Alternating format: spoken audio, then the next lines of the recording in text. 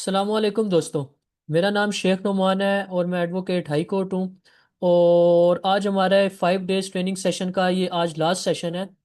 हमने स्टार्ट किया है कि एक आम हमारा जो एजेंडा था इस सेशन को स्टार्ट करने का कि हर एक शहरी को ये पता चले कि इनकम टैक्स रिटर्न किस तरह फाइल की जाती है, या बेसिक टैक्स जो बेसिक टैक्स की अंडरस्टैंडिंग है वो दी जाए। इस सेशन में मैंने आपको बहुत कुछ सिखाया, टैक्स की अंडरस्टैंडिंग्स के बारे में बताया, उसकी टाइप्स के बारे में बताया, और ये बताया कि आपने रिटर्न किस तरह फाइल करनी है, आपको ओवरव्यू दिया एक पोर्टल का। उसके बाद चूंकि हमारे पास टाइम कम है और आज चीज़ें हमने बहुत कुछ क्लियर करनी है विद इन 20 मिनट्स, तो बगैर कोई टाइम वेस्ट किए मैं आपको आपके साथ स्क्रीन शेयर करूंगा। और जहां से हमने छोड़ा था वहीं से हम अपने आज के सेशन को स्टार्ट करेंगे। अनरिकॉर्डेड वे में सेशन स्टार्ट होने से पहले फैज साहब ने बहुत सारे क्वेश्चन किए जिनका जवाब उन्हें आई थिंक जस्टिफाई हो गया होगा, लेकिन उनको पोर्टल पे आपने किस तरह जस्टिफाई करना है वो चीज़ मैं आपको बताने जा रहा हूँ। इस चीज़ को आपने बड़े गौर से देखना है। अभी मैंने आपको सिर्फ ये बताया कि आपने अगर इनफ्लो किया, अब इधर मान लीजिए कि आपका इनफ्लो ज़ीरो है। सबसे पहले तो मैं एक ये चीज़ आज जो आप चूंकि मोस्टली लोग स्टूडेंट्स हैं, तो स्टूडेंट हजरात का ये सवाल होता है कि सर हमने अपनी रिटर्न किस तरह फाइल करनी है, हमारी रिटर्न किस तरह फाइल होनी चाहिए। तो ये समझ लें हमारे पास।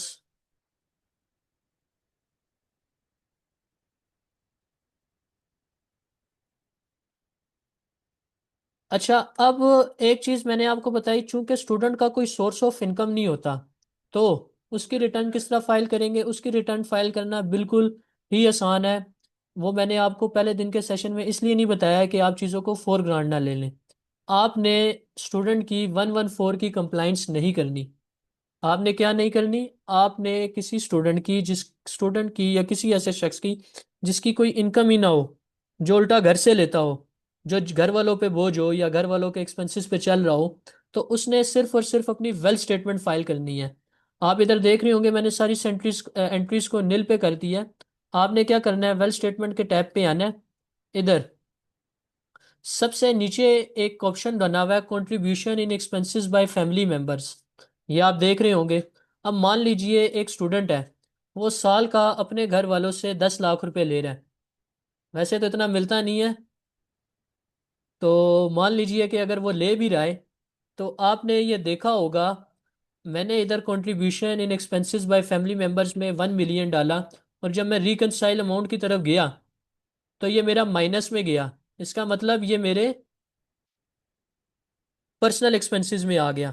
अब इसको मैंने 10 लाख को किस तरह करना है। अब आपने इसके पर्सनल एक्सपेंसेस के अंदर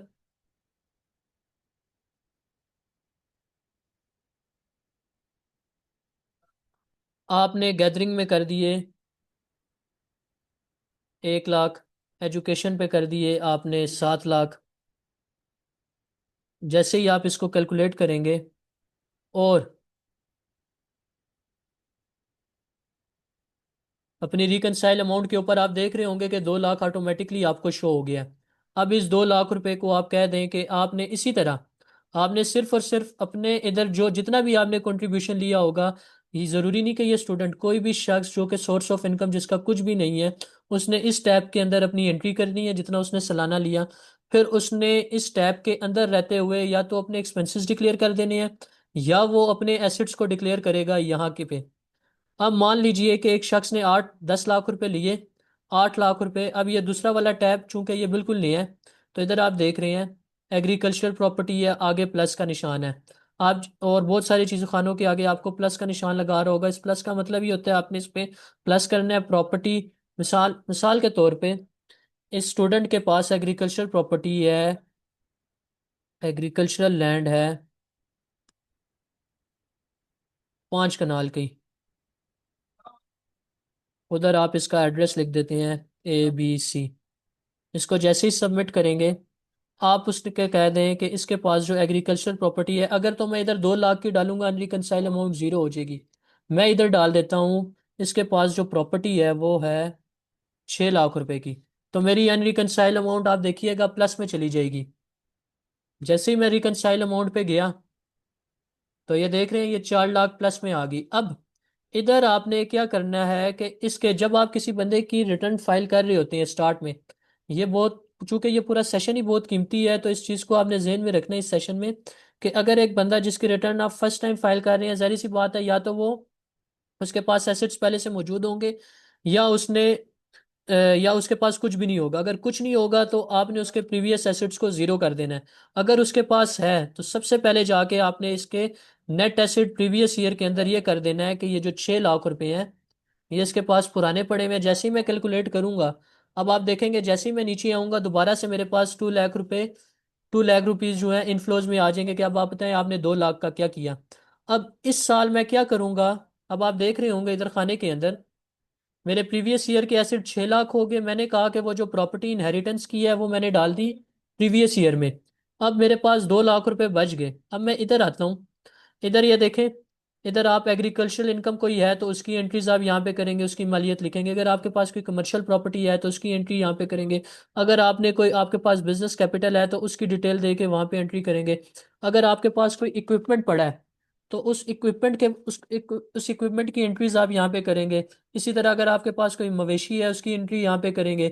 आपके पास कोई इन्वेस्टमेंट बॉन्ड्स पड़े हैं तो उसका लिखेंगे कि नेशनल सेविंग्स के बॉन्ड है। इसी तरह आपके पास अगर कोई आपने बिजनेस के ऊपर डेट दी और उसके ऊपर आप रिसीव ले रहे हैं तो उसका जिक्र आप यहाँ पे करेंगे। अगर आपके पास इसी तरह motor vehicle, precious item, house hold, personal asset, ये सारे जो हैं, ये जितनी भी ये एंट्रीज होंगी शुरू से लेके ये यहाँ तक total assets inside in Pakistan. अब मान लीजिए कि मैं कहता हूँ कि उस शख्स ने कोई एनी अदर एसेट्स, उसने के पास पर्सनल आइटम, उसने 2 लाख रुपए का मोबाइल ले लिया या कोई भी ABC चीज़ ले ली। जैसे ही मैं इसको कैलकुलेट करूंगा ये मेरे एसिड्स काउंट हो जाएंगे रिकनसाइल अमाउंट के ऊपर। ये देख रहे हैं मेरे इस साल के एसिड्स आ गए 8 लाख रुपए, प्रीवियस साल के एसिड्स आ गए 6 लाख रुपए। मेरे एसेट में कितना इंक्रीज हुआ, 2 लाख रुपए का। वो नीचे वाले हेड में आ गया। मेरा इनफ्लो और आउटफ्लो जीरो हो गया। तो आपने इसको सबमिट कर सेव करना है पहले। इधर सेव करने के बाद आपने सबमिट कर देना है। ये एक स्टूडेंट की सिंपल सी रिटर्न सबमिट हो जाएगी। अच्छा, अब सिंपल बैक पे आते हैं। इसी तरह आपने चीज़ों को जस्टिफाई करना है। अब आउटफ्लो, जिस तरह फैज साहब ने ये बात की थी, सर जी ये आपके लिए है। अब बहुत सारी चीज़ें हैं। अब मिसाल के तौर पे आप सेकंड टैब के अंदर आए। आपने कहा कि मैंने 1.5 करोड़ पे कमाए। ठीक है, आपने 1.5 करोड़ पे कमाए, आपने 1.5 करोड़ की एंट्री यहाँ पे कर दी। इनकम इस साइड पे अपने डिक्लेयर कर दी।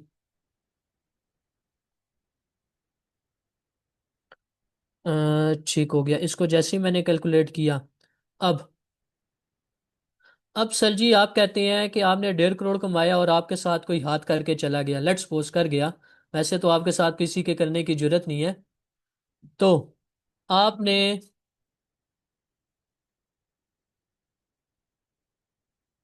इधर जो भी क्रेडिटर होगा या कोई भी बंदा आपके से पैसे ले गया उसके कंटेंट दे दे, मिस्टर ABC उसका फलाना ये, उसको सबमिट करेंगे। और आपने इधर उस 1.5 करोड़ रुपए को जस्टिफाई करना है।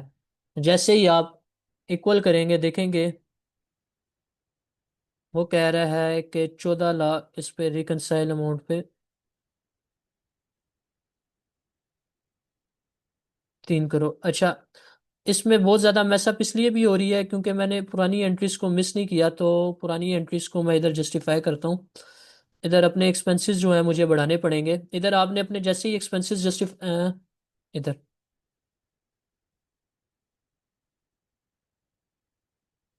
10 लाख वो भी आ गए थे, इसको मैं कैलकुलेट करूँगा। ज़ीरो, पर्सनल एसेट्स और लाइबिलिटीज़ में इसको जाके मैं डिलीट कर दूंगा और कोई इसको ज़ीरो कर दूंगा।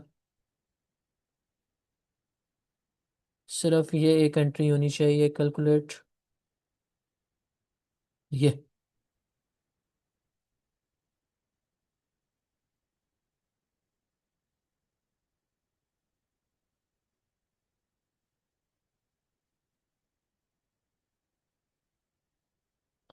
नॉर्मल रिटर्न मैंने ये की, प्रीवियस ईयर की भी रिटर्न पे मैं ये ज़ीरो कर देता हूँ। ये अब आपने देखा होगा आपके इंक्रीज और डिक्रीज के एसेट में आ गया 1.5 करोड़ पे। जो आपने इनकम डिक्लेयर की नहीं, सॉरी, इधर मैंने, इसमें आएंगे total asset, total assets, total liabilities. Sorry, ये वो, सॉरी, इधर एक चीज़ मैं क्लियर कर दूं।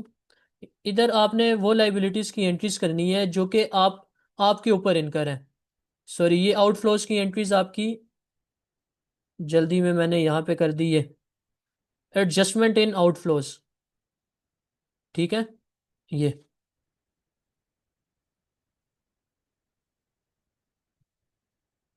ये समझ आ गई फैज साहब आपको? लॉ, अब ये आपने loss on disposal of asset में किया, लेकिन यही एंट्री अगर आप कहते हैं कि आपसे कोई बंदा जो है हाथ करके चला गया, उधर आपने इधर जस्टिफाई करना है कि मिस्टर ए बी सी जो है, आपने इधर उसके पूरे कंटेंट लिखने हैं कि मैंने एक बिजनेस स्टार्ट किया है, वो सारी चीज़ें की। ये आपकी सेफ्टी के लिए होता है।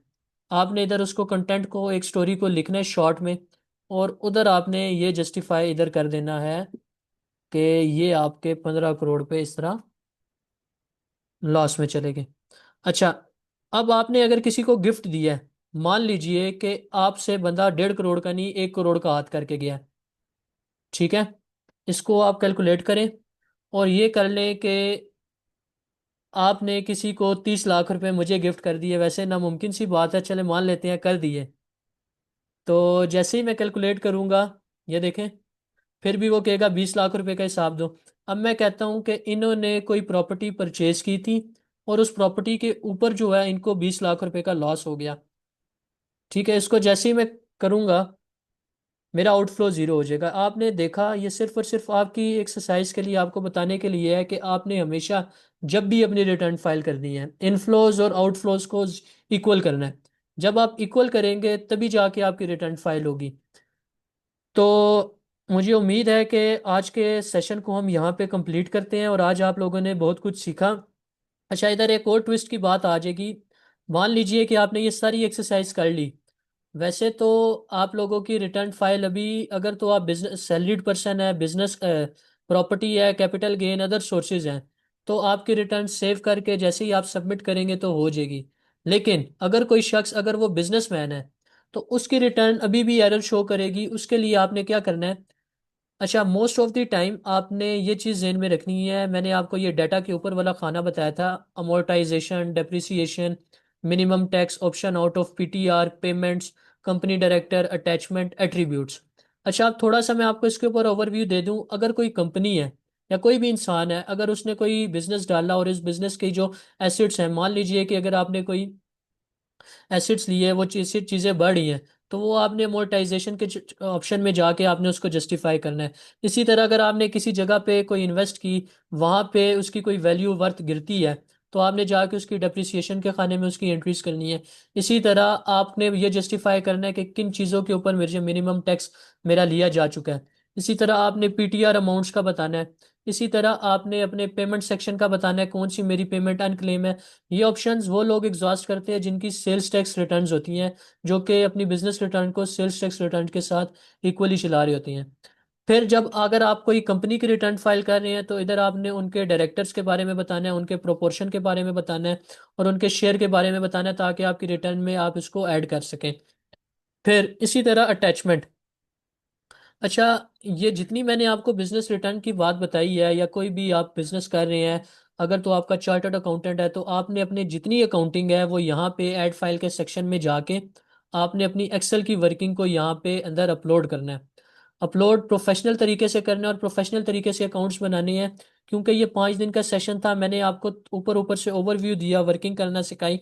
आपने वही चीज़ एक्सेल के ऊपर जस्टिफाई करनी है, अपने एसेट्स को, अपनी लाइबिलिटी को, अपनी इनकम को, अपने एक्सपेंसेस को, और उसको हमने इधर ऐड कर देना है। अच्छा, अब जो मेन पॉइंट, जो सबसे मेजर पॉइंट है, वो ये कि अगर एक बंदा, हो सकता है बहुत सारे बिजनेस कर रहा हो, बिजनेस रिटर्न तब तक सबमिट नहीं होगी जब तक आप एट्रीब्यूट्स के हेड में आके अपने बिजनेस को इधर सेक्टर के अंदर जस्टिफाई नहीं करेंगे। आपने क्या करना है? बिजनेस सेक्टर के अंदर आना है। लेट्स सपोज वो रिटेलर है या होलसेलर है, या वो कंपनी ओनर है। लेट्स सपोज रिटेलर है। अगर वो रिटेलर है तो इधर ऑप्शंस आ जाएंगे। आपने इधर देखना है क्या आप जिसकी रिटर्न फाइल कर रहे हैं वो इन ऑप्शंस के खाने में फिलअप हो रहा है। अगर वो नहीं हो रहा, तो आपने उसको रिटेलर, ये देखें, अब इधर एक रिटेलर अदर सर्विसेज वाला आ रहा है, आएगा, और इधर एक रिटेलर गुड्स वाला आएगा, अदर्स वाला आएगा। अगर तो वो गुड्स का काम करना करता है तो आपने अदर्स के रिटेलर्स अदर के इधर एंट्री कर देनी है। अगर वो सर्विसेज का काम कर रहा है तो आपने रिटेलर अदर सर्विसेज में। चूंकि फर्स्ट डे मैंने आपको बताया था टैक्स हमेशा उस या तो गुड्स पे चार्ज किया जाता है या सर्विसेज पे चार्ज किया जाता है, तीसरी कोई चीज़ नहीं है। तो हमारे 5 दिन के सेशन में जो चीज़ें जो बेसिक्स मैंने आपको बताई वही चीज़ें एडवांस लेवल पे भी चलती हैं और उसी की वर्किंग हो रही होती है।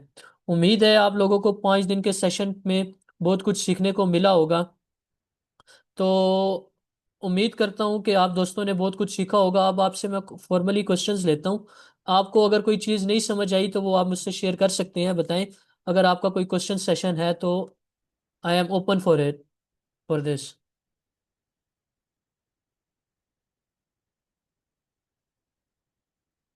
Please shed light how can we claim tax credit और रिफंड। अच्छा, अब दो चीज़ें।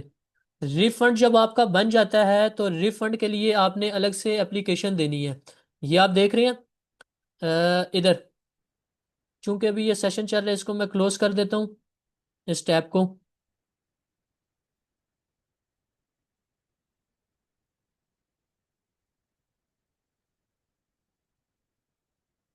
अच्छा, आपने सबसे पहले तो मैंने आपको बताया आपने कंप्यूटेशन के हेड में अपने रिफंड को जस्टिफाई करना है प्रोफेशनल तरीके से, जो कि लास्ट सेशन में मैंने आपको बताया।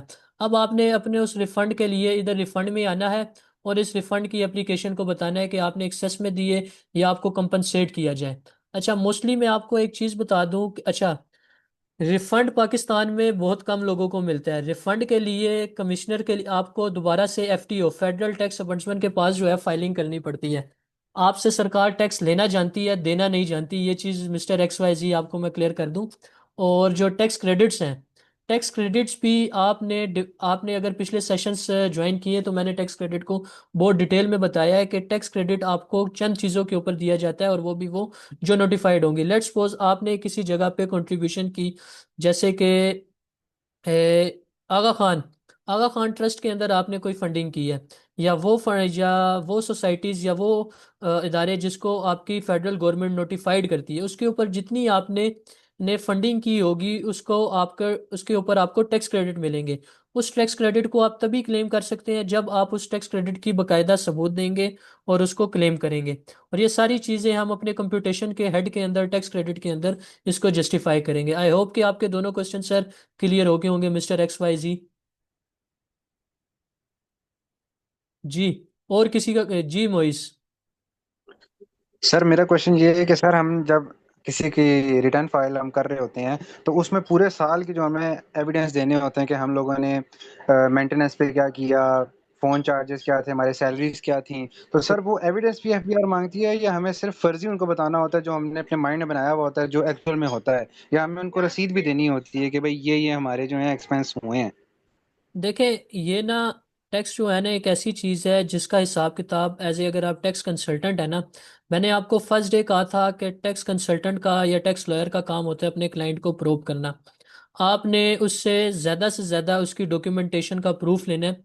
अच्छा, कुछ प्रूफ आप जस्टिफाई करते हैं रिटर्न्स के अंदर, जैसे मैंने आपको बताया सैलरी स्लिप हो गया, जैसे कि आपको मैंने ये बताया कि आप अगर टेलीफोन का ये जो हमारे जैसे हम जैस सिम्स प्रोवाइडर जो है जिसके ऊपर हम टैक्स देते हैं, उसका मैंने आपको बताया कि उसका जो इनकम टैक्स है उसका प्रूफ आपने लेना होता है। जैसे कि अगर वो कमर्शियल मीटर चला रहा है उसके ऊपर अगर उसने इनकम टैक्स दिया है उसका प्रूफ आप ले लें। अच्छा, मोस्ट ऑफ द टाइम आपके पास इस तरह का कोई हेड नहीं है कि हर चीज़ को आप जस्टिफाई करें पेपर में। एक अच्छा टैक्स कंसल्टेंट या एक अच्छा टैक्स लॉयर, बेसिकली लॉयर का काम और होता है, मैं टैक्स कंसल्टेंट ही वर्ड यूज़ करूंगा। मैंने जिनसे काम सीखा वो क्या करते थे, अपने क्लाइंट हर क्लाइंट की एक अच्छी सी प्यारी सी प्रोफाइल फाइल बनाते थे और उस फाइल के अंदर जितने वो एक्सपेंसेस करता था, जितने वो हमारा जो क्लाइंट है वो जस्टिफाई करता था, उसकी एक प्रॉपर फाइल बना के उसको क्लिप करके रख देते थे। लेट्स सपोज उससे बेनिफिट क्या होता है, अगर आपका ऑडिट आ गया, लेट्स सपोज ऑडिट आ गया या आपका आपकी टैक्स रिटर्न के अंदर कमिश्नर को लगा, जो कंसल्ट एसी होगा उसको लगा कि इसको बुला लेना चाहिए, इससे जस्टिफिकेशन ले लेनी चाहिए। वो जाहिर सी बात है, आपके क्लाइंट के घर पे जब नोटिस आएगा वो तो आपको पकड़ेगा कि सर देखें आपने रिटर्न फाइल की थी, ये मुझे नोटिस आ गया। जब आपने वो सारी चीज़ें अपने पास प्रूफ के तौर पे रखी होंगी, तो जब अगर आपके पास नोटिस आता है तो आप उसको अच्छे तरीके से टैकल कर सकते हैं। आप कमिश्नर को सेटिस्फाई कर सकते हैं उसके इनफ्लोज, उसके आउटफ्लोज के बारे में, उसकी इनकम के बारे में। आप ये चीज़ें समझ रहे हैं? यस सर, समझ रहा हूँ समझ रहा हूँ। और किसी का कोई क्वेश्चन हो?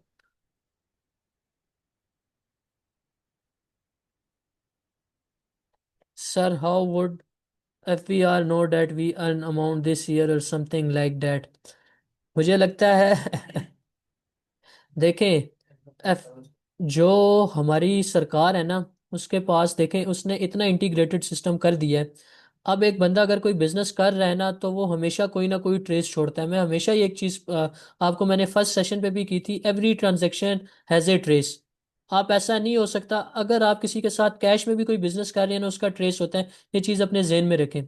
ऑल्दो के डिजिटल करेंसी का तो होता ही होता है, आपके उसका भी होता है। अच्छा, सरकार को कैसे पता चलता है? जाहिर सी बात है, आपने कोई दुकान ली होगी किसी जगह पे, सरकार के बंदे उनका अनऑफिशियल जो है विजिटेड करते हैं। जैसे मैंने आपको कहा, न्यू रजिस्ट्रेशन और ई रजिस्ट्रेशन का कॉन्सेप्ट क्यों आया? वो इसी वजह से आया कि बहुत सारे लोगों को टैक्स नेट में लाने के लिए FVR सर्वे करती है, और सर्वे में बहुत सारे लोगों की मैनुअल एंट्रीज होती हैं, वो इसी वजह से होती हैं। तो हमेशा आपकी सरकार को पता होता है, सरकार कोई भी आंखें बंद करके नहीं बैठती। If a person file a nil return in the previous tax year despite having income from salary or business but now wishes to properly declare their asset, how can they rectify or update their previous filing? अच्छा, बहुत अच्छा question है। इस चीज़ के लिए आपने लेकिन still ये आप इस तरह नहीं कर सकते कि आप पिछले 4 साल की रिटर्न जीरो की करें और एट दी एंड आके अगले साल जो है आप आके कहें जी मेरे पास तो 40 करोड़ के एसेट्स पड़े हैं, मेरे पास 60 करोड़ के एसेट पड़े हैं। तो वो आपके लिए मसला हो जाएगा। हमेशा जो अच्छा टैक्स कंसल्टेंट होता है वो हमेशा मार्जिन्स रखता है अपने क्लाइंट के एसेट्स इनफ्लोज और आउटफ्लोज के अंदर, जस्टिफाइड करता है चीज़ों को। वो चीज़ें आपको एक्सपीरियंस के साथ आएंगी। अच्छा, और दूसरा सवाल कि लेट्स सपोज अगर वो रिटर्न में अगर अपनी प्रॉपर्टी डालना भूल गया, या वो ऐसी चीज़ जो जस्टिफाई हो सके, उसके लिए वो एक रिवाइज रिटर्न फाइल करता है और उसकी इजाज़त लेता है कमिश्नर से। उसको लेटर लिख के उसके अप्रूवल के साथ वो रिवाइज स्टेटमेंट फाइल करता है, उसको सबमिट करवाता है। उसको सबमिट करवाने के बाद कमिश्नर आपको बुलाता है, और आपसे सेटिस्फाई होने के बाद आपकी जो रिटर्न है, रिवाइज रिटर्न, उसको अप्रूव करता है। जी सर। और किसी का कोई क्वेश्चन हो? I think x mister XYZ, आप इस क्वेश्चन से जस्टिफाई हो गए होंगे।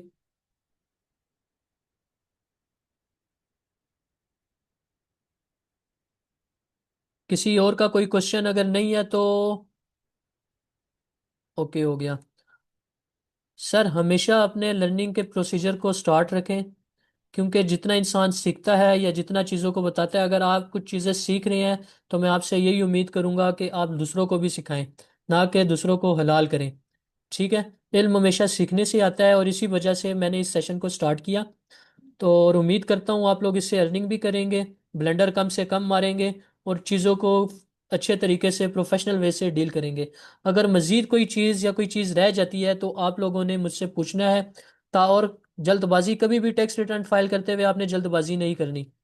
हमेशा बड़े तहम्मुल से चीज़ों को मैनेज करके आपने टैक्स रिटर्न फाइल करनी है। आई थिंक, और अगर आप लोग चाहते हैं कि आपका कंपनी लॉ के ऊपर आपको सिखाया जाए कि कंपनी रजिस्टर्ड किस तरह होती है, SMC प्राइवेट लिमिटेड किस तरह रजिस्टर्ड होती है, प्राइवेट लिमिटेड किस तरह होती है, NPO किस तरह रजिस्टर्ड किया जाता है, तो मैं आपके फीडबैक्स का वेट करूंगा, जितने ज़्यादा फीडबैक्स मिलेंगे। क्योंकि अगर आप आ रहे हैं तो मेरे लिए आपसे ज़्यादा मुश्किल टाइम है निकालना।